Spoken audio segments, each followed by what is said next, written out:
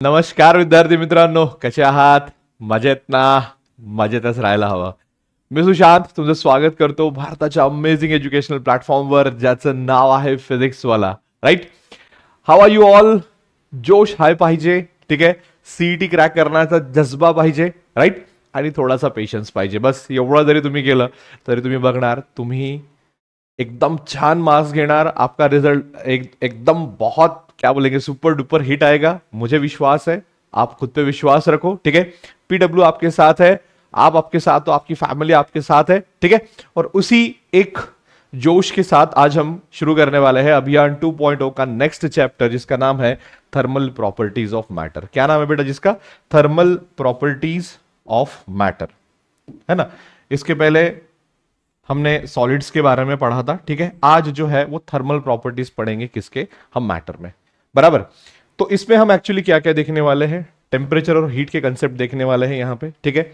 उसके बाद thermal expansion, जहां पे हम लीनियर, ठीक है, फिर एरियल, फिर वॉल्यूम एक्सपांशन देखेंगे. स्पेसिफिक हीट कैपेसिटी जो आपने बचपन में पढ़ लिया उसको एक बार रिवाइज करेंगे. चेंज ऑफ स्टेट ये भी आपने पढ़ा है बचपन में, इसको भी रिवाइज करेंगे. और हीट ट्रांसफर जिसमें कंडक्शन, कन्वेक्शन और रेडिएशन, ये सारी चीजें हम यहाँ पे देखने वाले हैं. इसके अलावा अगर मैं बात करूं कि ये चॅप्टर बोर्ड में तो आता नहीं है भैया, है ना. बोर्ड मध्ये हा चॅप्टर तर काही येत नाही. मग याला सीईटी मध्ये वेटेज किती आहे सर? सीईटी मध्ये, है ना, मी इथे लिहितोय एमएचटी सीईटी मध्ये नंबर ऑफ क्वेश्चन्स किती येतात त्याच्यावर? 1 ते 2, ठीक आहे. किती येतात? 1 ते 2 क्वेश्चन्स येतात, बरोबर. 1 ते 2 क्वेश्चन्स मध्ये मॅक्सिमम जे क्वेश्चन्स आहेत ते आपल्याला हीट ट्रान्सफर म्हणजे कंडक्शनवर येतात. एक हा पार्ट असतो कंडक्शनवरचं, ठीक आहे. आणि दुसरं न्यूटन्स लॉ ऑफ कुलिंगवर वगैरे येतात. कधी येतं कधी नाही येत असंही होऊ शकतं. म्हणजे ऍक्च्युली 0 to 2 म्हणण्यापेक्षा, सॉरी 1 to 2 म्हणण्यापेक्षा 0 to 2 म्हणणं कधीही चांगलं राहील, है ना. कारण कधी कधी काय होतं बेटा, याच्यावरचे जे क्वेश्चन्स आहेत ते तुम्हाला थर्मोडायनामिक्सच्या मदतीने विचारतात, है ना. यानी इसके कंसेप्ट आप थर्मोडायनामिक्स में आप यूज करेंगे और वही चीज थर्मोडायनामिक्स का एज ए क्वेश्चन बन के आ जाएगा. तो कभी आपको ऐसा लगेगा कि इस चैप्टर से कुछ भी नहीं आया है, लेकिन डेफिनेटली इसके कंसेप्ट जो है आपको आपके सीईटी में मिलेंगे, राइट. तो 0 to 2 मैं यहां पे लिख दूं, दैट विल बी सफिशिएंट. सबसे पहले देखेंगे हम यहां पे इंट्रोडक्शन. इंट्रोडक्शन में क्या, तो अभी तक जो है हमने मोशन के बारे में पढ़ा था, ठीक है ना. मोशन इन द सेंस कि यार वेलोसिटी क्या होता है, स्पीड क्या होता है ना, laws of motion, motion in plane. और यूनिट्स एंड डायमेंशंस में हमने लेंथ, मास, टाइम देखा था, बराबर है. उसमें ये तीनों जो थी ये फंडामेंटल क्वांटिटीज थी, बराबर. और टेम्परेचर भी साथ में एक फंडामेंटल क्वांटिटी हमने देखी थी. तो लेंथ, मास, टाइम ये जो है वो मोशन में आप स्टडी करते हो. यहां पे हम टेम्परेचर के बारे में स्टडी करने वाला है, that is the another fundamental quantity, बराबर. बेसिकली इस चैप्टर को जब हम पढ़ने के लिए लेते हैं तो हमको क्या समझना चाहिए, या फिर हमको इस चैप्टर से क्या एक्सपेक्टेशंस है, या फिर इस चैप्टर खत्म होने के बाद आपको क्या आना चाहिए, बराबर. तो सीधी सी बात है, चैप्टर का नाम क्या है? थर्मल प्रॉपर्टीज ऑफ मैटर, है ना. चैप्टर का नाम क्या है? Thermal properties of matter. तो मैं एक काम करता हूं, ठीक है. जो हमारा पहला ये है, that is what this. Thermal बोले तो क्या? Associated with heat and temperature, है ना. हीट की बात करूंगा, और जहां हीट होती है वहां टेम्परेचर आपको मिलेगा ही मिलेगा. कम होगा, ज्यादा होगा, मिलेगा ही मिलेगा, बराबर है. और ये किसका? मैटर. मैटर यानी क्या? आपका सॉलिड, ठीक है, लिक्विड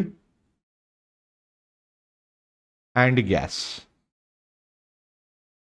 तो आप यहां पे देख सकते हो बेटा क्या हो रहा है. ये जो भी सॉलिड, लिक्विड और गैस है, उनको अगर मैं हीट दूं तो उनके टेम्परेचर के साथ क्या होता है, उनके साइज के साथ क्या होता है, वो एक्सपांड होते हैं, कॉन्ट्रैक्ट होते हैं.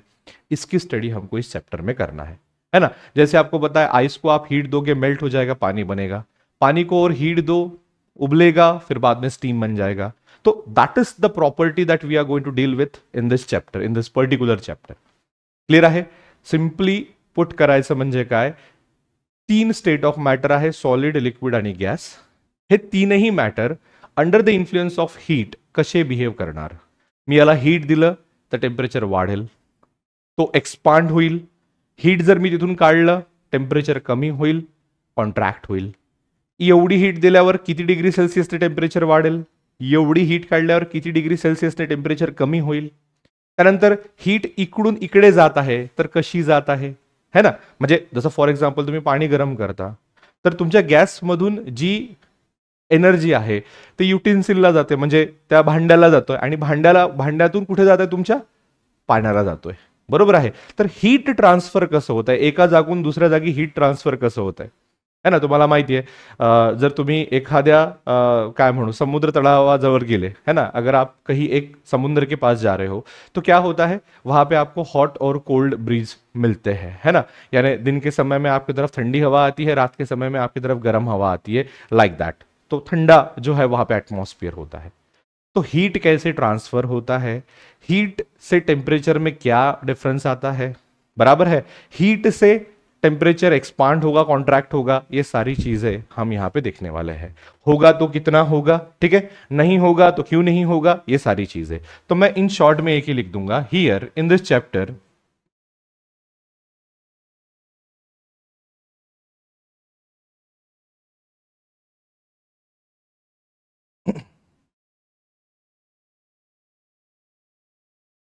we will see about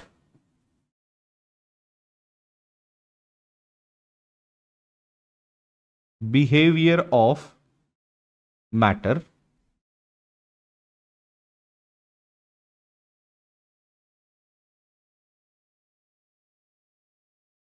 under the influence of heat, or when heat is supplied to it.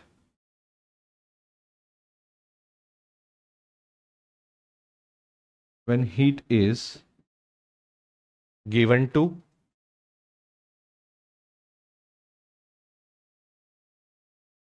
or taken out of it, है ना. अब हीट दोगे तो टेम्परेचर बढ़ेगा, निकालोगे तो टेम्परेचर कम होगा. तो ये एक पॉइंट हो गया, है ना. Also we will deal with what, how heat is transferred,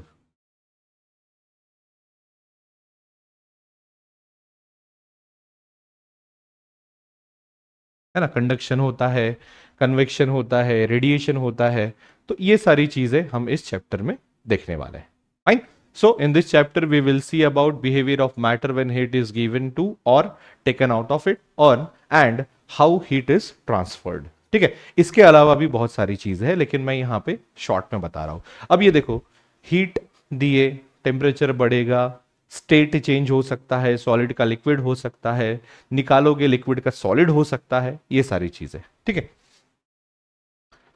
temperature और हीट में सबसे पहले देखेंगे क्या डिफरेंस है. तो heat is the form of energy, सीधी सी बात है ना. जैसे अलग अलग फॉर्म ऑफ एनर्जी होता है, साउंड एनर्जी होता है, इलेक्ट्रिक एनर्जी होता है, उसी तरीके से हमारा heat is the form of energy जो हॉट बॉडी से कोल्ड बॉडी की तरफ ट्रांसफर होता है नेचुरली, है ना. यानी अगर कोई एक बॉडी 100 डिग्री सेल्सियस पे है और दूसरी बॉडी अगर 50 डिग्री सेल्सियस पे है, इन दोनों को एक दूसरे के कांटेक्ट में लेके आएंगे तो हीट जो है वो हॉट से कोल्ड की तरफ जाएगी.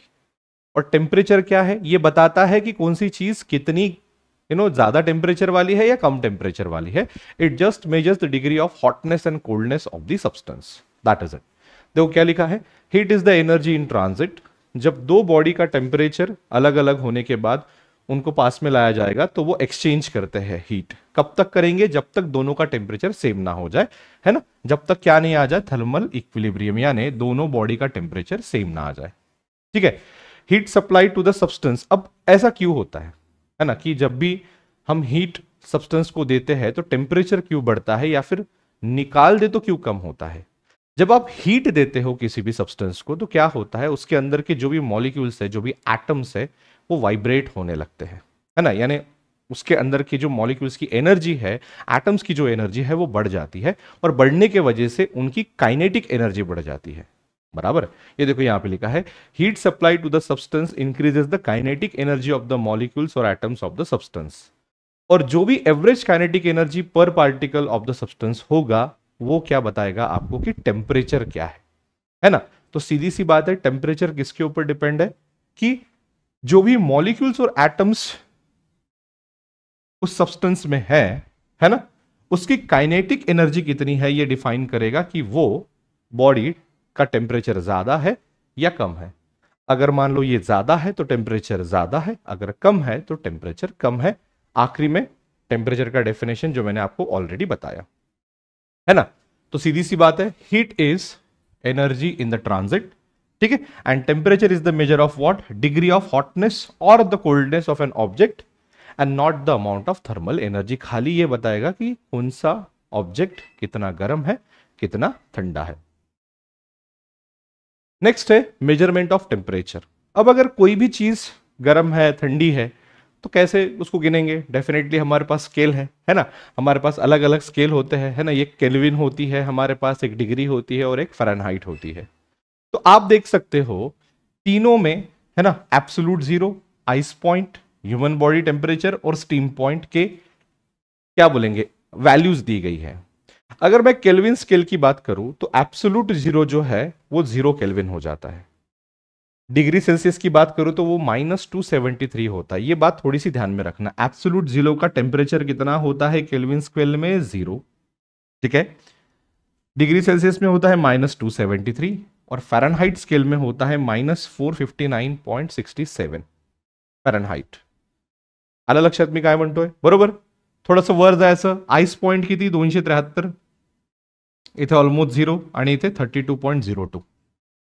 अगदी त्या प्रकारे ह्यूमन बॉडी टेम्परेचर आणि स्टीम पॉइंट इथे दिलेला आहे। तर आपण युजली डिग्री सेल्सियस वाली स्केल आपल्याला माहीत असते, आपण यूज करतो। तर एवढं लक्षात ठेवायचं, आईस पॉइंट तिथे किती असते, 0, आणि टेम्परेचर किती असते, सॉरी बॉइलिंग पॉइंट किती असते तिथे 100, किंवा स्टीम पॉइंट किती असते तिथे 100 डिग्री सेल्सियस। डिग्री सेल्सियसचं केल्विनमध्ये जर तुम्हाला कन्वर्ट करायचं असेल तर त्याच्यामध्ये +273 ऍड करायचं, मोठा मोठा 273.15 होतं, तुम्ही 273 जरीही ऍड केलं तरीही चालेल, काही प्रॉब्लेम नाही त्याच्यात। आलं लक्षात मी काय म्हणतोय, है ना। यानी मैं यहाँ पे लिख सकता हूं क्या कि केल्विन स्केल, सॉरी डिग्री को केल्विन में अगर कन्वर्ट करना है, चलो यही कर दूं मैं, डिग्री को अगर केल्विन में कन्वर्ट करना है तो +273 करना है, और अगर केल्विन को डिग्री में कन्वर्ट करना है तो -273 करना है मुझे यहाँ पे, है ना। यहाँ पे देखो ये कितना है, यहाँ पे -273 है, बराबर। तो इसमें 273 ऐड करो, कितना बन जाएगा, 0। तो ये देखो यहां से इधर आया, और अगर मान लो केल्विन का डिग्री सेल्सियस में कन्वर्ट करना है तो इसको इधर लेके जाएंगे हम। सीधी सी बात है ना, सिंपल है, कोई बड़ी बात नहीं इसमें। और अगर उसी तरीके से मुझे डिग्री सेल्सियस और फ़ारेनहाइट में इंटर कन्वर्शन चाहिए तो यहाँ पे एक फॉर्मूला लगता है ना। यहाँ पे जैसा 273 हम डायरेक्ट ले रहे वैसा नहीं होता, यहाँ पे थोड़ा सा एक फॉर्मूला होता है। वो क्या होता है कि जो भी फ़ारेनहाइट का होता है टेम्परेचर, ठीक है, उसको करेंगे हम -32, उसको करेंगे डिवाइडेड बाय 180, तो दैट इज इक्वल टू हो जाएगा डिग्री सेल्सियस डिवाइडेड बाय 100, है ना। ये फॉर्मूला आप ध्यान में रखना। यानी अगर फ़ारेनहाइट को मुझे डिग्री में कन्वर्ट करना है तो मैं क्या करूंगा, इस फ़ारेनहाइट की वैल्यू में फ़ारेनहाइट लिख दूंगा, तो मुझे सी जो भी मिलेगा दैट इज आपको सेल्सियस में मिलेगा। देखो मैं एक एग्जांपल लेता हूं। Average room temperature on normal day is 27 degree Celsius, ठीक है। What is it's room temperature in Fahrenheit और केल्विन, दोनों भी मैं यहां पे आपको बता दूंगा, ठीक है। तो सबसे पहले फ़ारेनहाइट देखेंगे। यहाँ पे आपको टेम्परेचर कितना दिया है, temperature T is equal to 27 degree Celsius, यानी ये मैं इसको C पकड़ लेता हूं जो मैंने फॉर्मूले में यूज किया था, बराबर। सो अकॉर्डिंग टू फॉर्मूला कितना हो जाता है, Fahrenheit -32 upon 180 that is equal to C upon 100। तो मुझे C का वैल्यू दिया गया है, F निकालना है, बस मैं वही करूंगा। तो यहाँ पे देखो ये जीरो यहाँ पे बाय द वे कैंसिल हो जाता है, ये हो जाता है 5 और ये हो जाता है आपका 9, ठीक है। तो Fahrenheit -32 upon 9 that is equal to 27 upon 5, ठीक है। इससे मेरा फ़ारेनहाइट डायरेक्टली निकल जाएगा, कुछ नहीं है इसमें, है ना। सो मैं ऐसा लिख दूं, F -32 इज इक्वल्स 9/5 इंटू 27, है ना। 9 इधर चला जाएगा, 5 डिवाइडेड में आ जाएगा, कितना मिल जाएगा आपको, दैट इज 9/5 इंटू 27। अब इधर -32 है, उधर चला जाएगा तो वो प्लस हो जाएगा, so that is equal to 9/5 plus 27, sorry into 27 plus 32। अभी देखो 9/5 यानी ऑलमोस्ट 2 होता है, ऑलमोस्ट, उतना तो नहीं, ऑलमोस्ट बोल रहा हूं मैं। सो 2 इंटू 27 ये कितना हो जाएगा आपका 54, और 54 प्लस 32 यानी आपका 86। तो 80 के आसपास आपका आंसर आना चाहिए, है ना। आप अगर मान लो उसको 9/5 को बराबर करते हो उसको, है ना, तो आपको डायरेक्टली आंसर मिलता है। देखो कैसे हो जाता है, 9/5 यानी हो जाता है ये आपका 1.8 इंटू 27 प्लस 32, है ना। सीटी में हमको पूरा कैलकुलेशन नहीं करना पड़ता, ये ध्यान में रखो। अगर अभी मेरे पास ऑप्शंस होते तो मैं और उसको इजीली क्रैक कर सकता था, ठीक है। तो इसको सॉल्व करेंगे, 18 इंटू 27, है ना, 27 इंटू 18, तो 18 6 जा 108 और 7 जा करूंगा तो 126, तो 12, तो 18 2 36 37 38 48, है ना, 48.6 प्लस 32, 48.6 प्लस 32 आपका आंसर मिल जाएगा 80.6, है ना। क्या निकाल रहे हैं हम, फ़ारेनहाइट में निकाल रहे हैं। क्लियर है ना। सिंपल है, कुछ नहीं है, बस आपको थोड़ा सा क्या करना है, जो भी चीजें दी गई है उसको वैल्यू पुटअप करके आंसर निकालना है। अब देखो एक बात ध्यान में लो, फिजिक्स बस यही तक है, ये वाले फॉर्मूले तक, इसके सामने पूरा मैथमेटिक्स है। तो अगर थोड़ा सा कैलकुलेशन में दिक्कत है तो करते चलो उसको अच्छे से, ठीक है। फिर चलेंगे absolute zero and absolute temperature. देखो अभी एब्सोलूट जीरो क्या हो रहा है चीज, यहां पे आपको कुछ डायग्राम दिख रही है for gases 1 2 3, for temperature pressure and temperature volume, बराबर। ये प्रेशर है, ये टेम्परेचर है, ये गैस पहली है, ये दूसरी है और ये तीसरी है, बराबर। तो इसको इधर का पार्ट छोड़ दो 2 मिनट के लिए। आप देख सकते हो 0 डिग्री टेम्परेचर पे भी, है ना, ये 0 टेम्परेचर पे भी प्रेशर जो है इस गैस में ज्यादा है, यहां पे थोड़ा सा कम है, यहां पे और थोड़ा सा कम है। अगर टेम्परेचर में बढ़ाते जाऊं तो प्रेशर भी वैसे वैसे क्या हो रहा है बेटा, बढ़ते जा रहा है। समझ में आ रहा मैं क्या बोल रहा हूं। लेकिन जब आप टेम्परेचर कम कर रहे हो, है ना, आप यहां पे देख सकते हो तीनों अलग अलग लाइन में जा रहे हैं, ये इधर जाएंगे, ये इधर जाएगी, ये इधर जाएगी, ये तीनों कभी मीट नहीं होगी। लेकिन अगर मान लो आपने टेम्परेचर डिक्रीज कर दिया, करते करते अगर आप मान लो -273.15 डिग्री सेल्सियस पे अगर आप आ गए, है ना, तो तीनों का क्या हो रहा है बेटा, जो भी प्रेशर है वो क्या हो जा रहा है, zero. In the same way अगर आप वॉल्यूम और टेम्परेचर की बात करो, तो अगर आप टेम्परेचर कम करते आ रहे हो तो सेम टेम्परेचर पे आपको वॉल्यूम भी कितना मिल रहा है उस गैस का, जीरो। तो आप समझ रहे हो मैं क्या बोल रहा हूं। यानी अगर मैं 3 गैस लेता हूं और उनका टेम्परेचर कम करता हूं तो एक टेम्परेचर पे उनका प्रेशर जीरो हो जाएगा, और वही टेम्परेचर पे उसका वॉल्यूम भी क्या हो जाएगा बेटा, जीरो हो जाएगा। तो ऐसा टेम्परेचर जिस पे गैस का वॉल्यूम और प्रेशर जीरो हो जाएगा उसे क्या बोलेंगे हम, एब्सोलूट जीरो बोलेंगे। उसे क्या बोलेंगे हम, एब्सोलूट जीरो। और इसके पहले आपने ये देखा भी है, देखो absolute zero it is -273 degree Celsius, या फिर 0 केल्विन, या फिर -4.459.67, ठीक है। So that is all about your absolute zero and absolute temperature. Okay, question है, सॉरी देन है we have various laws of gases, और इससे हम एक आइडियल गैस इक्वेशन निकालेंगे। अब सबसे पहले क्या बोलता है बेटा, चार्ल्स लॉ। वो क्या बोलते हैं, the volume of a fixed mass of a gas is directly proportional to its absolute temperature if the pressure is kept constant. यानी जो भी वॉल्यूम है वो डायरेक्टली प्रोपोर्शनल टू क्या रहेगा, T, if P is constant, है ना। यानी आप सपोज करो एक कंटेनर लो, बराबर, और कंटेनर को फिक्स करो एक पिस्टन में, सॉरी एक कंटेनर आप लो, है ना, और उसको फिक्स कर दो पिस्टन से। यानी ये जो हम ऐसे करते हैं ना, ये पिस्टन लगाते हैं जिससे एयर जो है वो वहां से क्या ना हो बेटा, पास ना हो।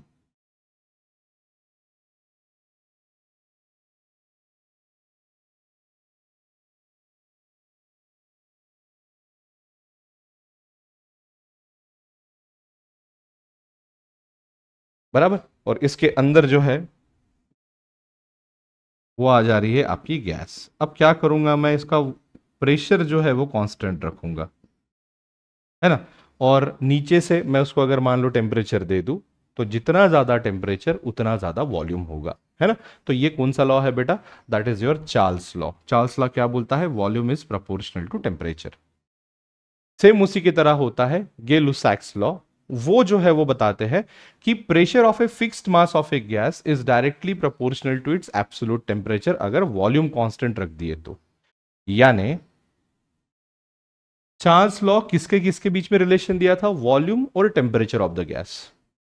ये किनके बीच में दे रहे बेटा, प्रेशर और टेम्परेचर ऑफ द गैस। लेकिन पहले इसमें वॉल्यूम प्रेशर कांस्टेंट था, इसमें वॉल्यूम कांस्टेंट है। तो जो भी प्रेशर रहेगा, है ना, जो भी प्रेशर रहेगा of the gas that is proportional to temperature if V is constant.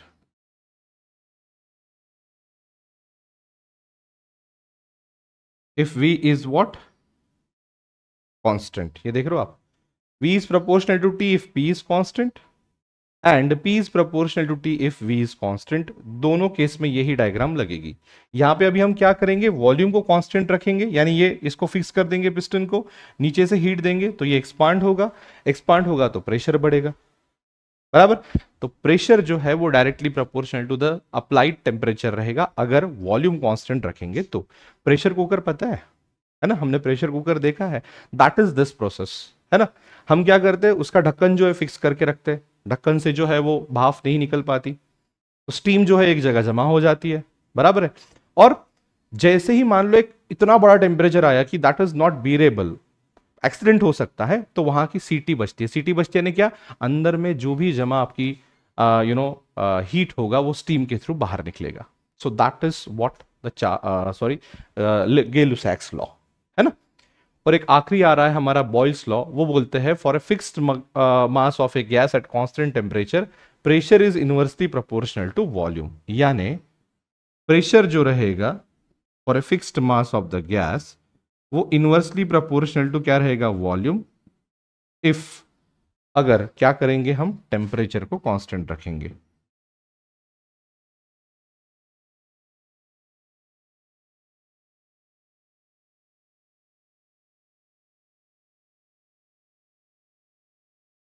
समझ में आ रहा है। यानी अगर सेम मैं यहाँ पे ये चीज ले लूं कि यार मैं अभी इसको टेम्परेचर यानी कोई भी हीट सप्लाई नहीं कर रहा हूं, तो अगर मान लो मैं इसको ऊपर से प्रेस करता हूं तो मैं क्या कर रहा हूं, वॉल्यूम कम कर रहा हूं। वॉल्यूम कम कर रहा हूं तो प्रेशर बढ़ रहा है ना। साइकिल में हवा भरे हो वो साइकिल की पंप से, बराबर। क्या करते हैं हम अपनी एनर्जी से उसका वॉल्यूम कम करते हैं। वॉल्यूम कम करते हैं तो प्रेशर बढ़ता है, और प्रेशर बढ़ता है तो वो सामने हवा पास होती है। नहीं समझा, देखो पाइप लगाते हो आप साइकिल को, उसका उसका जो भी निकलता है उस पिस्टन का, और यहां से आप पंप करते हो। जब आप पंप करते हो तो आपको प्रेशर देना पड़ता है, बराबर है। तो आप क्या कर रहे हो, प्रेशर बढ़ा रहे हो इधर से डाल के। और प्रेशर कैसे बढ़ रहा है, क्योंकि जो पिस्टन है जो आप दबा रहे हो तो एयर जो एयर निचले साइड में वो ऐसी दब रही है, यानी इसका वॉल्यूम कम हो रहा है।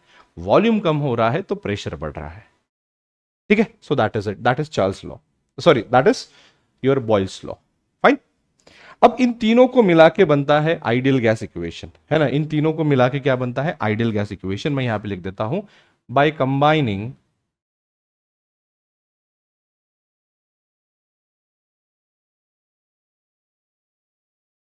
above three laws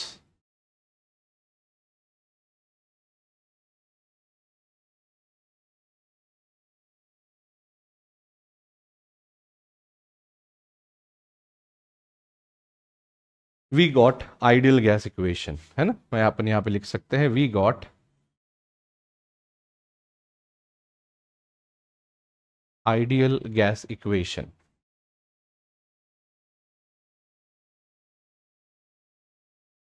ठीक है। तो आइडियल गैस क्या इक्वेशन क्या होता है बेटा, P V is equals N R T, है ना। P is the pressure, V is the volume, T is the temperature, R is the constant and N is the number of moles. एन को आप ऐसे भी लिख सकते हो, that is mass upon molecular weight of the gas, okay, जो भी अपना एन है ना। और ये जो R है इसको भी आप एवोगैड्रोस नंबर में लिख सकते हो, उसको हम सामने देखेंगे। हाल फिलहाल आप PV is equal to nRT ध्यान में रखना है ना, that is your ideal gas equation. ठीक है, this is mass upon molecular weight. इसको भी अगर ध्यान में नहीं रखते हो तो भी चलता है। इस पर्टिकुलर चैप्टर में हम इसके बारे में ज्यादा डील नहीं करने वाले, क्योंकि इस पर्टिकुलर चैप्टर में हम डील करने वाले हैं टेम्परेचर और हीट से। ठीक है, थर्मल एक्सपांशन, अब ये इंपॉर्टेंट है। हाँ, शायद मैं ये भी बताना भूल गया था कि इसके ऊपर क्वेश्चंस आते हैं। तो थर्मल एक्सपांशन पे आते हैं, कंडक्शन पे आते हैं और न्यूटन्स लॉ पे आते हैं, मैक्सिमम चीज है। ठीक है, तो thermal expansion is the important topic for your MST CET। यहां से क्वेश्चंस आपको आते हैं। ठीक है, तो थर्मल एक्सपांशन क्या होगा, देखो अभी लिखा है थर्मल एक्सपांशन, एक्सपांड है ना, बढ़ाना, दायरा बढ़ाना है ना, एरिया बढ़ाना, एक्सपांशन है ना, जैसा ब्रिटिश ने एक्सपांड किया था अपना एम्पायर, बराबर। उसके बाद फिर भारत ने उतना ही उनको क्या कर दिया, कॉन्ट्रैक्ट कर दिया। समझ में आ रहा है? हाँ चलो, अच्छी बात है। अब सामने चलेंगे हम, बराबर। सामने क्या है, दैट इज थर्मल एक्सपांशन। तो अगर किसी भी चीज को हीट देने से अगर मान लो उसके डायमेंशन में कम ज्यादा हो रहा है, खैर कम तो नहीं होगा, ज्यादा ही होगा, और अगर वहां से हीट निकाल रहे हैं तो उसका अगर मान लो उसके डायमेंशन में कुछ भी आ रहा है तो उसे क्या बोलेंगे बेटा हम, थर्मल एक्सपांशन। ठीक है, okay.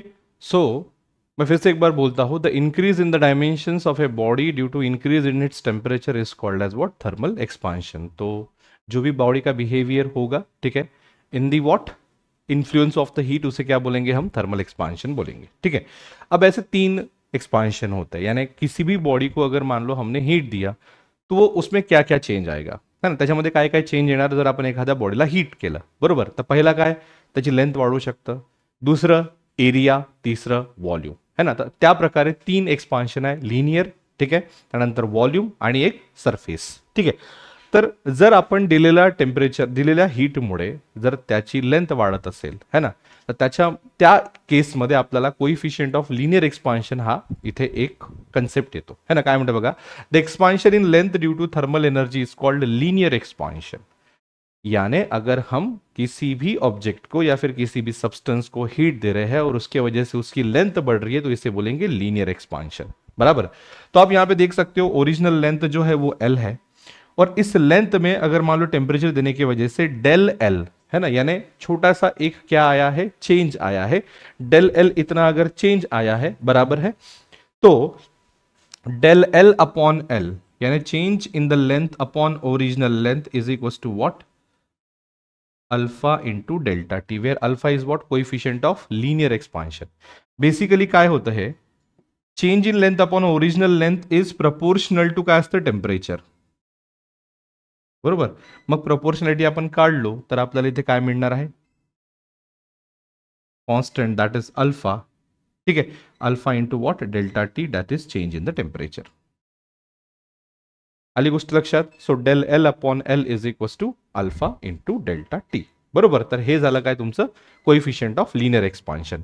So coefficient of linear expansion of a solid is defined as increase in the length per unit original length at 0 degree Celsius for 1 degree centigrade rise in the temperature।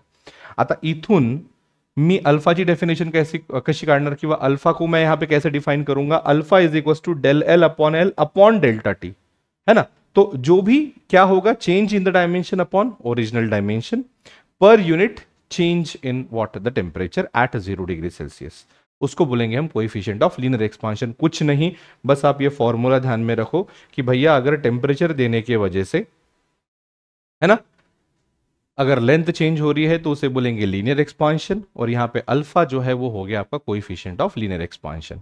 आपको questions कैसे पूछे जाते हैं, आपको change in length दी जाती है, original दी जाती है, ठीक है, आपको कोएफिशिएंट ऑफ लीनियर एक्सपांशन दिया जाता है, आपको चेंज इन टेम्परेचर निकालना होता है। इस टाइप के आपको क्वेश्चंस आते हैं, ठीक है। इसके बाद जो है हम यहां पे देखेंगे कि values of coefficient of linear expansion for some common material, तो किसका कितना कितना होता है। देखो आप, अगर मैं ऊपर से नीचे आऊं तो आप यहां पे देख सकते हो कार्बन का जो है वो है 0.1 इंटू 10 टू द पावर -5। थोड़ा सा नीचे आओ तो आप बढ़ते बढ़ते जा रही है। कॉपर का देखो 1.7 और सिल्वर का 1.9 into 10 to the power -5। Aluminium में और ज्यादा है, that is 2.5 into 10 to the power -5। तो जितना ज्यादा कोएफिशिएंट ऑफ लीनियर एक्सपांशन रहेगा उतना ही ज्यादा क्या होगा, चेंज इन द लेंथ आएगा। ठीक है, चलो सामने चलेंगे एरियल एक्सपांशन। अभी जैसा हमने लेंथ का देखा था वैसे एरिया का, अगर मान लो टेम्परेचर की वजह से एरिया बढ़ रहा है, यानी ये आपका इनिशियल एरिया है, ये अंदर वाला बढ़ के जो हो गया वो कितना, कितने से बड़ा, डेल ए से बड़ा, तो डेल ए अपॉन ए है ना, change in area upon original area is equal to, यहां पे क्या आता है, beta into what, delta T, where beta is what, coefficient of areal expansion. Same अभी के जैसा और कुछ नहीं। और कोएफिशिएंट ऑफ एरियल एक्सपांशन को कैसे डिफाइन करोगे, it is defined as what, change in the area upon original area, बराबर है, increase in area per unit original area at 0 degree Celsius for 1 degree rise in the temperature. Same है, खाली वहां पे length था, यहां पे एरिया। उसी तरीके से वॉल्यूम एक्सपांशन है ना, वॉल्यूम एक्सपांशन देखो, अगर ओरिजिनल वॉल्यूम V होगा, फाइनल इस वॉल्यूम में अगर मान लो डेल V ऐड हो गया, तो del V upon V is equals to what, gamma into delta t, where gamma is coefficient of volume expansion। ठीक है, डेफिनेशन सेम रहेगी, दैट्स इट। यहां पे कुछ मटेरियल्स के क्या दिए गए हैं आपको, वॉल्यूम एक्सपांशन दिए गए हैं। ठीक है, that is coefficient of volume expansion. ठीक है, अब relation between coefficient of expansion, यानी ये जो तीनों ये है हमारे कोएफिशिएंट ऑफ लीनियर एक्सपांशन, फिर थर्मल एक्सपांशन, और उसके बाद फिर क्या है, वॉल्यूम एक्सपांशन, उनके बीच में क्या रिलेशन है, so that is alpha upon 1 है ना, alpha upon 1 is equal to हो जाता है beta upon 2 is equal to हो जाता है ग्यामा अपॉन 3। तो this is the relation between alpha, beta and gamma, है ना। यानी अगर आप मान लो आपको अल्फा की वैल्यू दी है तो आप बीटा निकाल सकते हो, बीटा की दी है तो ग्यामा निकाल सकते हो, अल्फा निकाल सकते हो, दैट इज इट। तो ये एक सिंगल डब्बा आप ध्यान में रखना। ठीक है, सामने चलेंगे स्पेसिफिक हीट कैपेसिटी। अभी ये जो चीज है बेटा, ये आपने बचपन में पढ़ी है, that is specific heat capacity. ठीक है, स्पेसिफिक हीट कैपेसिटी में आप ये देखते हो कि किसी भी चीज को, किसी भी सब्सटेंस को जब हम एक पर्टिकुलर हीट देते हैं तो उसको उसमें टेम्परेचर में कितना चेंज आता है। यहाँ पे अपन देख सकते हैं, that is specific heat capacity of solid and liquids. Specific heat capacity solid liquid के लिए अलग होती है, गैस के लिए अलग होती है। क्यों अलग होती है, क्योंकि गैस में जो है बेटा हम कांस्टेंट प्रेशर और कांस्टेंट वॉल्यूम, ये दो कंडीशन यूज करते हैं। क्यों, क्योंकि जब कभी भी हम गैस को हीट करते हैं तो उसका प्रेशर और वॉल्यूम दोनों चेंज होता है, बराबर है।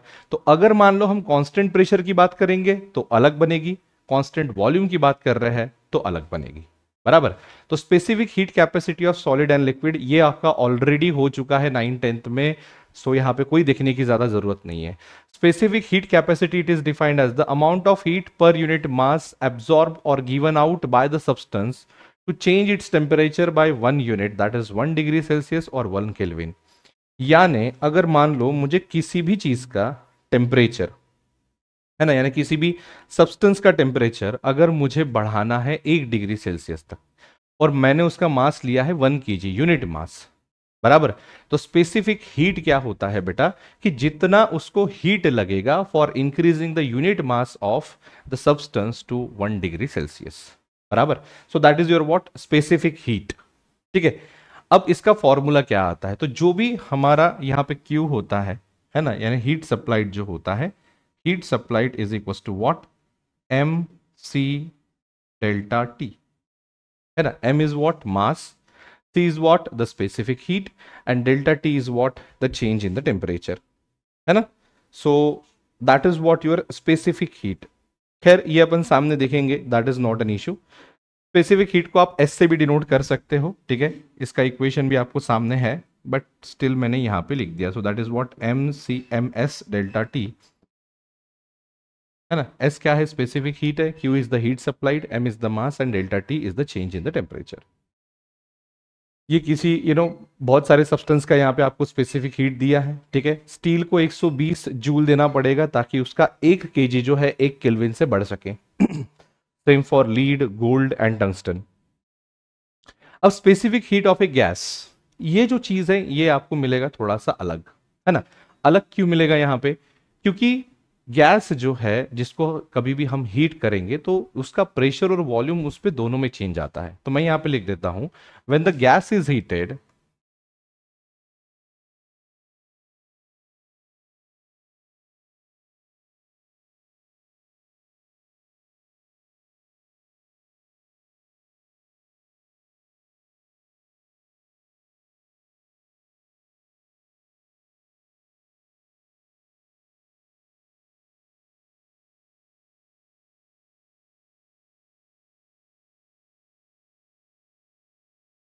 when the gas is heated,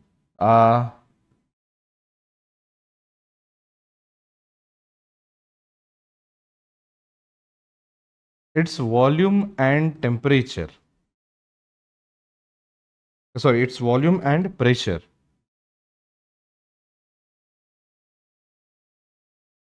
both changes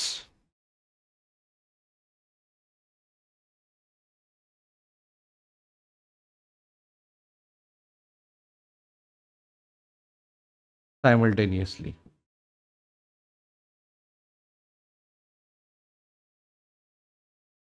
ठीक है, या फिर मैं ऐसा बोल सकता हूं when the gas is heated its volume and pressure changes at the same time.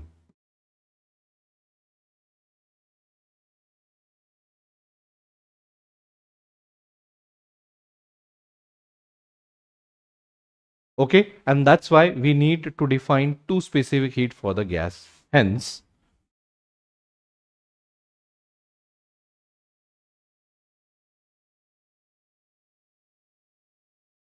we define two specific heats.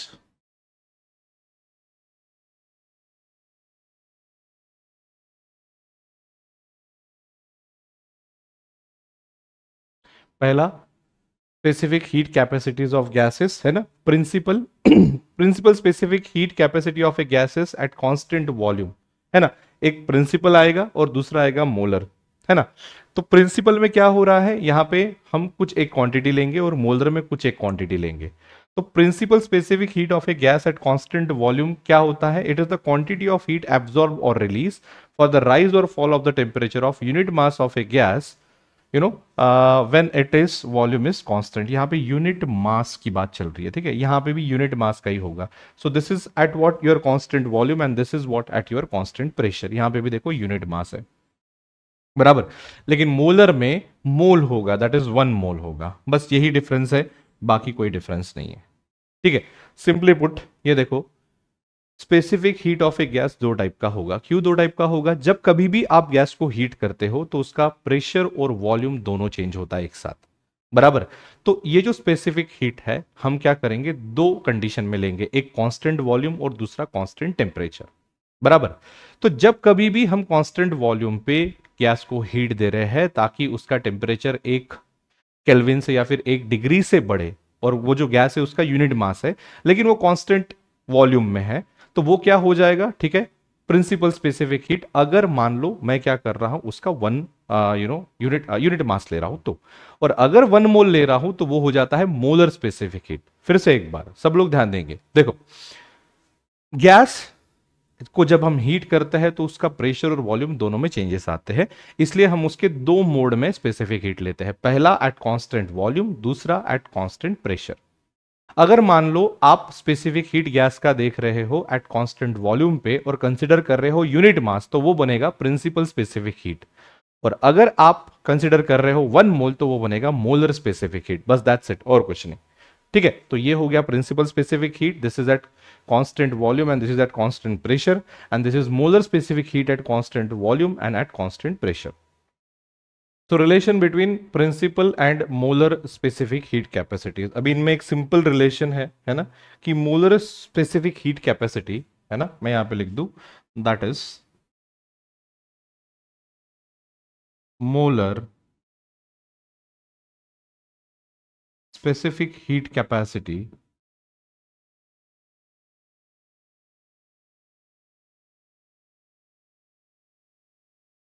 Equals, है ना, equals principal specific heat capacity into molecular weight, है ना, इंटू मैं यहां पे लिख दूं मॉलिक्यूलर वेट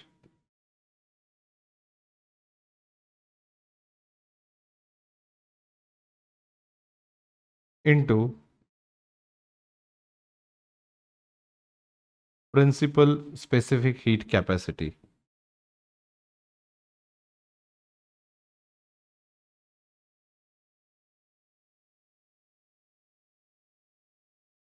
है ना, ये रिलेशन होता है, बस इस रिलेशन को आप थोड़ा सा ध्यान में रखो.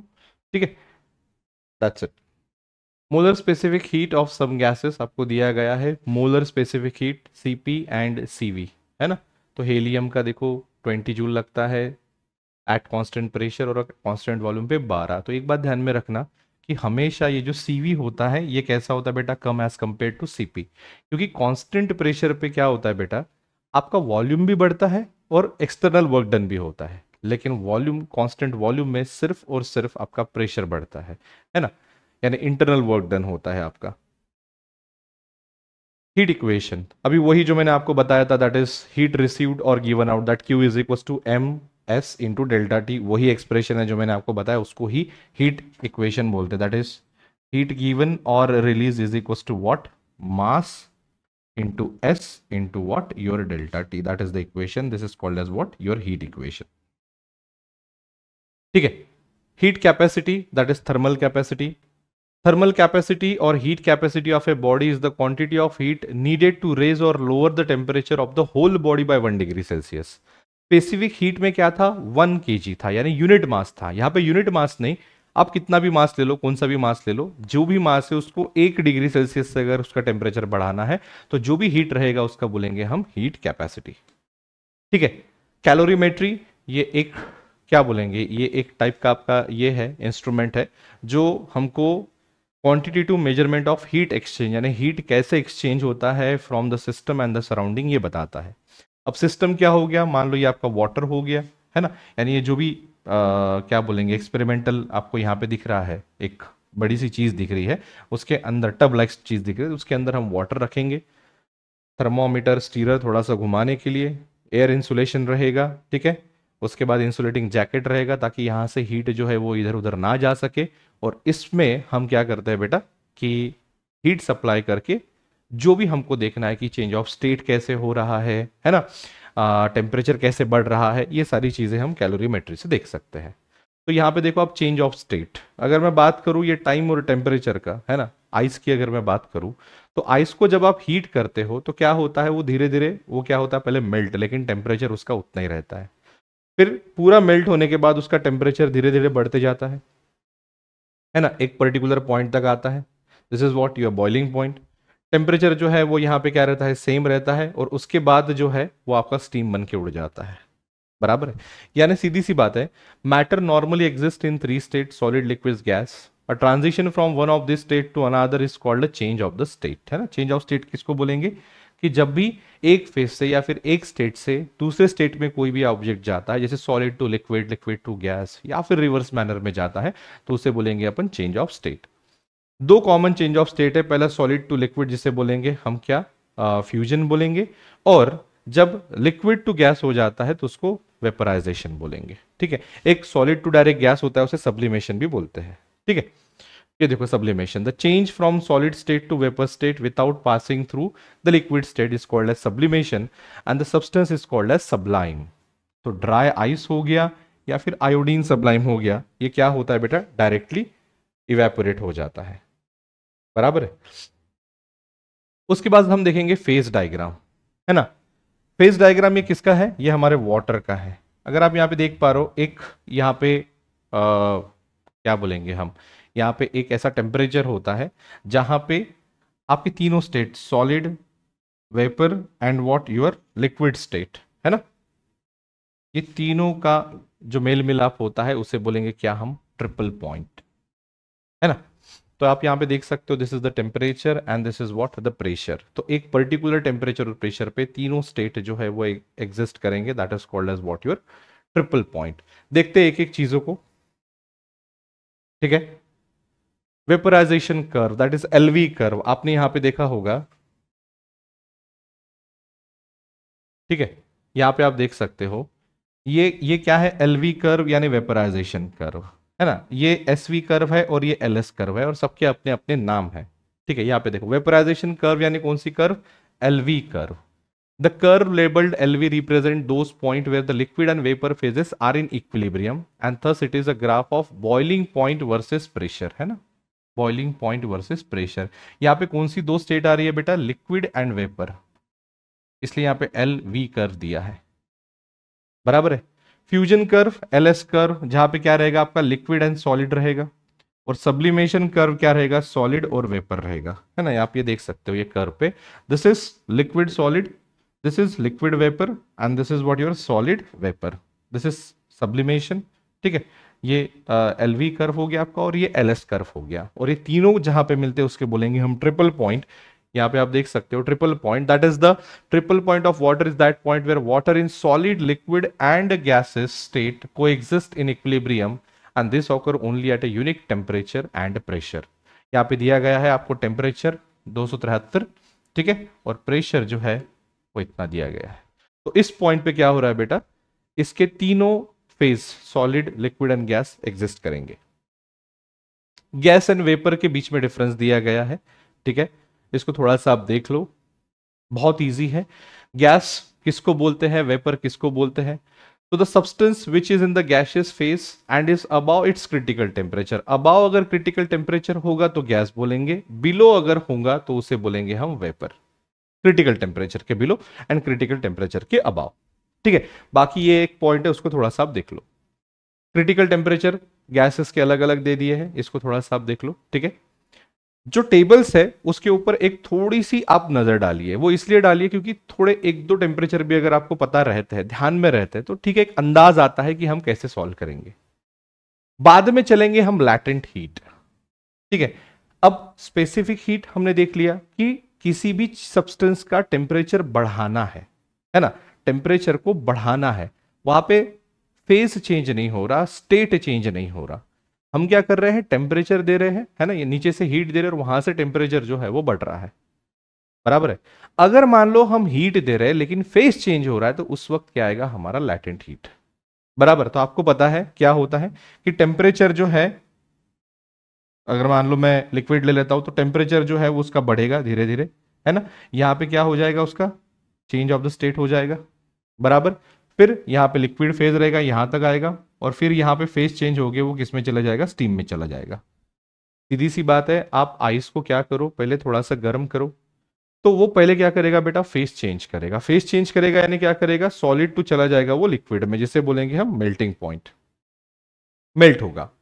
उसके बाद पूरा मेल्ट हो जाने के बाद उसका टेम्परेचर बढ़ेगा, टेम्परेचर बॉइलिंग पॉइंट तक बढ़ेगा, बॉइलिंग पॉइंट आने के बाद फिर से फेस चेंज होगा, बराबर।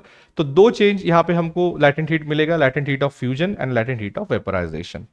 तो अगर मान लो आपका सॉलिड टू लिक्विड जा रहा है या फिर लिक्विड टू सॉलिड जा रहा है तो लैटेंट हीट ऑफ फ्यूजन, और अगर लिक्विड टू गैस जा रहा है या फिर गैस टू लिक्विड आ रहा है तो लैटेंट हीट ऑफ वेपराइजेशन, ठीक है। So the latent heat of substance is the quantity of heat required to change the state of unit mass of substance without change in its temperature. Temperature को change ना करते हुए, ठीक है, face change करना है। तो लैटेंट हीट ऑफ फ्यूजन में क्या होगा, टेम्परेचर कितना हो जाएगा, 0, वहां पे फेस चेंज हो रहा है सॉलिड टू लिक्विड, और जो बॉइलिंग पॉइंट है वहां पे टेम्परेचर कितना कांस्टेंट रहेगा, दैट इज 100, बराबर, और वो फेस चेंज करेगा liquid to vapour. So this is latent heat of fusion and this is latent heat of vaporization. सबकी वैल्यू दी गई है, गोल्ड, लीड, वाटर, इसको एक बार थोड़ा सा आप देख लो। अब चलेंगे हीट ट्रांसफर की तरफ, बराबर।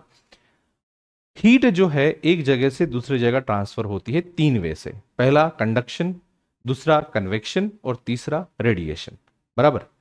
अगर मान लो आपने एक रॉड पकड़ी, रॉड को इस साइड से गर्म कर दिया और उसका दूसरा साइड भी गर्म हो रहा है, बराबर, तो उसे बोलेंगे हम कंडक्शन। यहां पे हीट ट्रांसफर हो रही है लेकिन मटेरियल एक्चुअली ट्रांसफर नहीं हो रहा है, मटेरियल वही है, इसको बोलेंगे हम कंडक्शन। कन्वेक्शन जो है ये होता है कि जिसको आप हीट करते हो वो गर्म होता है और ऊपर चला जाता है और एज ए होल सबका टेम्परेचर बढ़ाता है।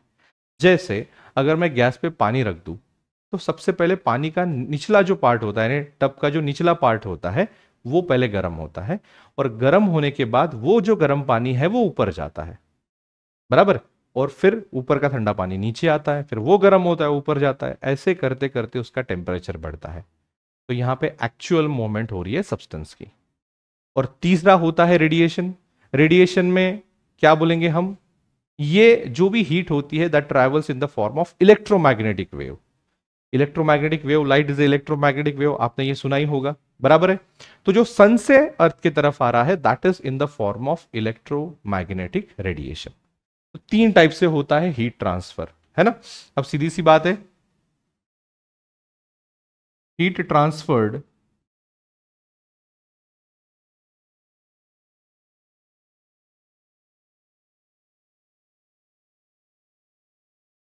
Due to temperature difference.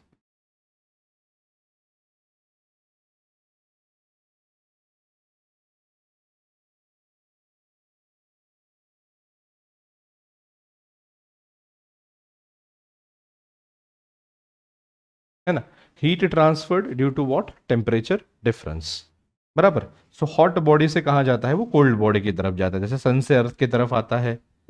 बराबर है, एक उबलते हुए पानी से सराउंडिंग में जाता है, like that. So this is a hot and this is what, cold. Suppose करो बी, तो हीट जो है वो ऐसे ट्रांसफर होता है ना।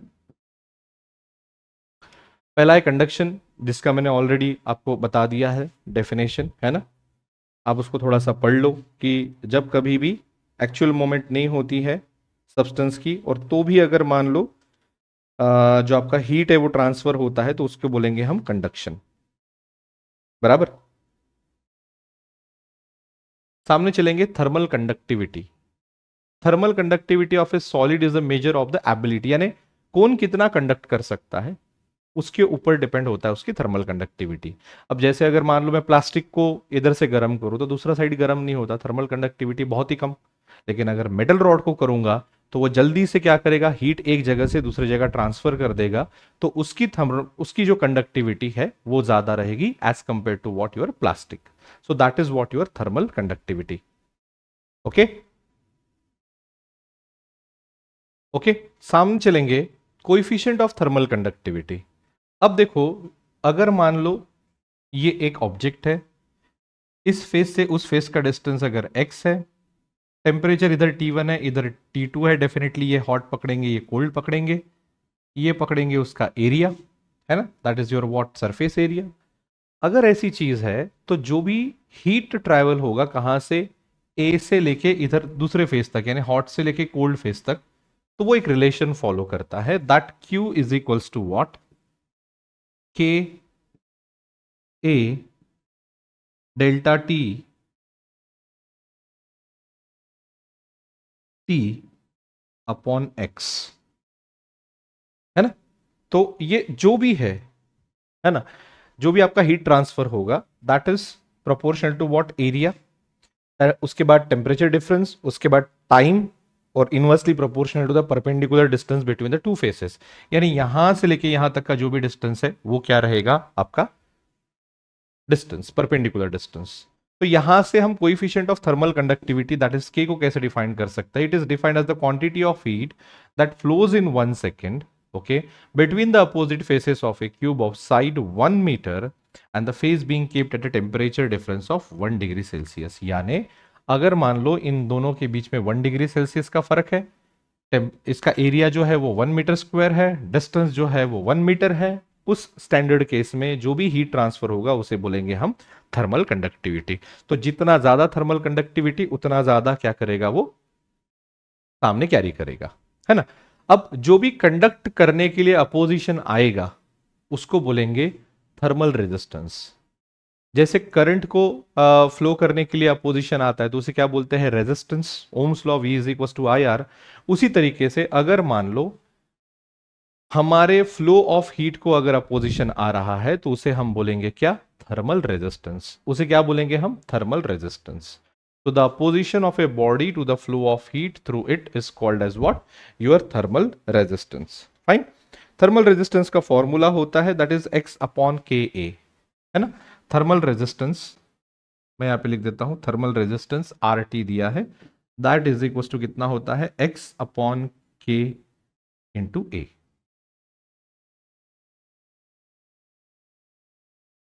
ओके, जितना ज्यादा रेजिस्टेंस होगा उतना कम थर्मल कंडक्टिविटी होता, जितना ज्यादा थर्मल कंडक्टिविटी होगा उतना कम जो है हमारा थर्मल रेजिस्टेंस होगा। ठीक है, उसके बाद थर्मल कंडक्टिविटी के कुछ एप्लीकेशन देखेंगे हम। जैसे आपको पता है क्या कि यूटेंसिल्स हो गया, कुकिंग यूटेंसिल्स, पहले यूटेंसिल गर्म होता है बाद में वो कंडक्ट करता है, बराबर है। Thick wall are use in the construction of a cold storage rooms. बड़ी वॉल्स जो है वो कंस्ट्रक्शंस, ठंडे चीजों को ठंडा रखने के लिए यूज होता है, बराबर है। कैसे करते हैं इसको, जितनी बड़ी वॉल जो ब्रिक्स होती है that is the bad conductor of heat, तो बाहर की हीट अंदर नहीं आने देगी, अंदर का बाहर नहीं जाने देगी, दैट इज इट, जो भी है। और अगर मान लो दो वॉल के बीच में, या फिर अपन ब्रिक के अंदर हॉलो स्पेस रखते हैं, या फिर दो वॉल के बीच में गैप रखते हैं जहां पे एयर होगा, तो उस केस में भी क्या होगा बेटा, आपकी थर्मल कंडक्टिविटी जो है वो ब्रेक होगी, यानी रेजिस्टेंस जो है वो ज्यादा रहेगा। उसी तरीके से आइस को अगर मेल्ट होने से बचाना है हमको, तो हम क्या करते हैं बेटा, उसको रैप करते हैं, कपड़ों में कर सकते हैं, गनी बैग्स में कर सकते हैं, थर्मोकॉल्स में रख सकते हैं, है ना। These are what your bad conductor of heat. Convection का डेफिनेशन मैंने अभी अभी आपको बताया। एक्चुअल क्या होगा, यहाँ पे बॉडीली मोमेंट होगा, है ना, एक्चुअल बॉडीली मोमेंट होगा, तब जाके क्या होगा, आपका हीट ट्रांसफर होगा। Application of convection, heating and cooling of the rooms, बराबर है। आप धूप काले में क्या करते हो, कूलर लगाते हो, तो कूलर क्या करता है बेटा, बाहर से जो ठंडी हवा, यानी वो जो ठंडी हवा करके अंदर भेज रहा है, तो एक्चुअल मोमेंट हो रहा है। सेम उसी तरीके से, या फिर अगर मान लो सरफेस ऑफ द अर्थ गर्म हो रहा है, तो उसके ऊपर के जो भी गैसेस है वो हीटेड हो रहे हैं और सीधा सीधा ऊपर ऊपर जा रहे हैं, बराबर। So that is what your what convection. Same तरीके से कूलिंग ऑफ ट्रांसफॉर्मर, ठीक है। उसके बाद रेडिएशन, रेडिएशन मैंने अभी अभी आपको बताया, the transfer of heat energy from one place to another via emission of electromagnetic energy, इसे क्या बोलेंगे हम, इसे बोलेंगे हम रेडिएशन, ठीक है। तो ये तीन चीज जो है इसको थोड़ा सा ध्यान में रखना, ठीक है। कंडक्शन, कन्वेक्शन, रेडिएशन, ये आपको थर्मोडायनामिक्स में काम में आएगा, उतना भी नहीं आएगा खैर, लेकिन आएगा। जो थर्मल एक्सपांशन मैंने पढ़ा है उसके फॉर्मूलेज आप थोड़ा सा ध्यान में रखो, ठीक है। और साथ ही साथ क्या बोलूंगा मैं यहाँ पे, स्पेसिफिक हीट का एक फॉर्मूला ध्यान में रखोगे तो भी चलेगा, that is not an issue. उसके बाद चलेंगे हम न्यूटन्स लॉज ऑफ कूलिंग, है ना, न्यूटन लॉज ऑफ कूलिंग। अब देखो बेसिकली ये जो हमारी बैच है ये बोर्ड को टारगेटेड है ना, सीईटी को टारगेटेड नहीं है। तो बेसिकली बोर्ड में जितना मैं ये यहाँ पे जितना मैं ले रहा हूं that is well enough for your board exam, ठीक है। एक हाथ दो न्यूमेरिकल्स आप जो सॉल्व है उसको थोड़ा सा देखो, that will be well enough, ठीक है। So Newton's law of cooling, Newton's law of cooling क्या बोलते हैं कि जो भी रेट ऑफ कूलिंग होता है, यानी अगर मान लो आपने पानी गर्म किया, है ना, यहाँ पे पानी जो है गर्म करके यहाँ पे आपने ऐसा रख दिया,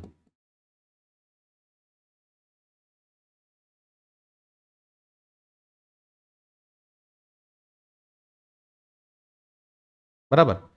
अब गर्म करने के बाद मान लो इसका टेम्परेचर हो गया 100 डिग्री सेल्सियस, और आजू बाजू का जो टेम्परेचर है वो है मान लो आपका नॉर्मली कितना होता है 30 वगैरह पकड़ लो, 30 डिग्री सेल्सियस।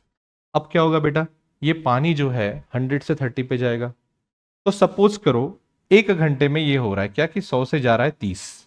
तो होता कैसा है, हर 10 मिनट का अगर मैं कैलकुलेशन लूंगा तो पहले 10 मिनट्स में, है ना, यानी 0 to 10 मिनट में पकड़ लू, 0 to 10 मिनट्स में आप पकड़ के चलो, ये 100 का कितना हो जाएगा, मान लो 80।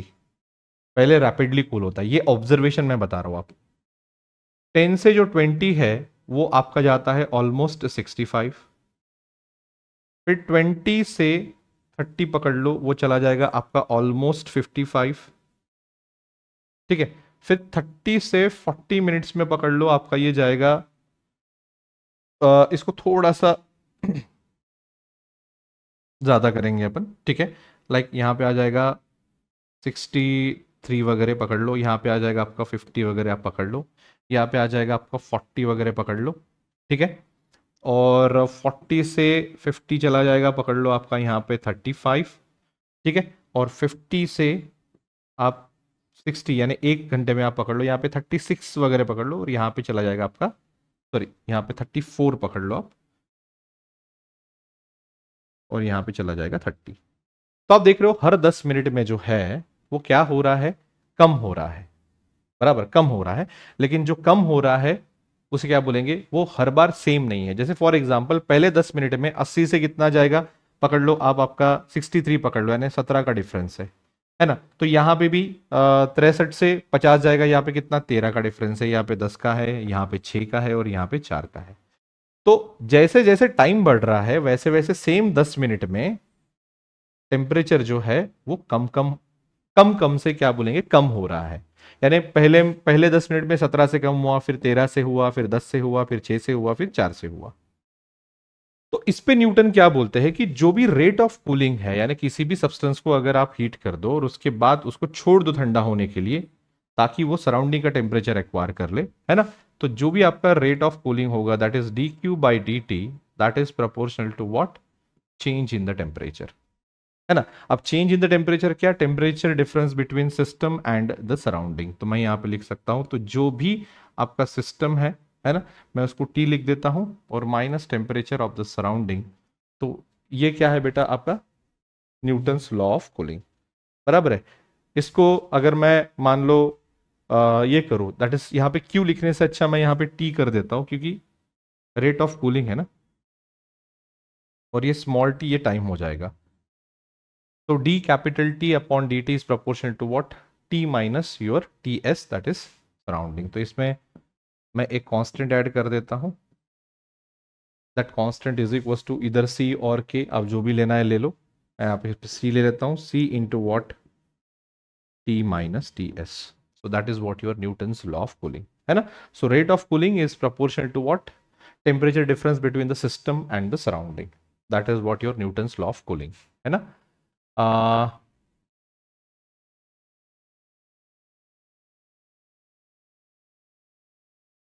Rate of cooling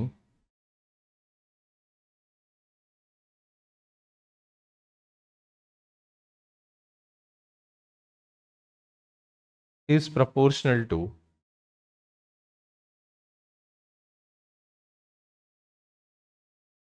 temperature difference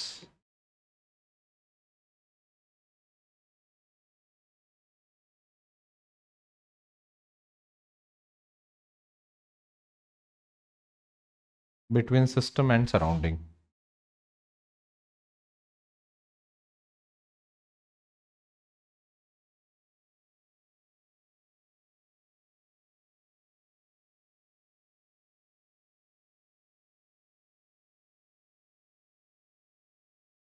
ठीक है, that is it and that's all for this chapter. तो बेसिकली इस चैप्टर में हमने क्या देखा बेटा, इस चैप्टर में हमने देखा कि कोई भी जो सब्सटन्स होता है, ठीक है, जो भी जेही काही सबस्टन्स असेल त्याला जर आपण हीट दिलं तर त्याच्यामध्ये काय काय डिफरन्स येतील, त्याचं डायमेन्शन्स वाढू शकतात, है ना, तो एक्सपांड होऊ शकतो, त्याच्यामध्ये फेस चेंज येऊ शकते, त्याचं टेम्परेचर वाढू शकते, ह्या सगळ्या गोष्टी होतात। हीट काय आहे, it's your form of energy which flows from hot body to the cold body. Temperature काय आहे, it measures the degree of hotness and coldness of the substance, बरोबर आहे। तर अगदी ह्याच लाईनवर आपण ह्या सगळ्या गोष्टी बघितल्या, एक रिव्हिजन पार्ट, ठीक आहे, ह्या सगळ्या गोष्टींचा जेणेकरून आपल्याला बोर्डमध्ये कामी आला पाहिजे, right. That's all from my side, thank you so much, take care and bye.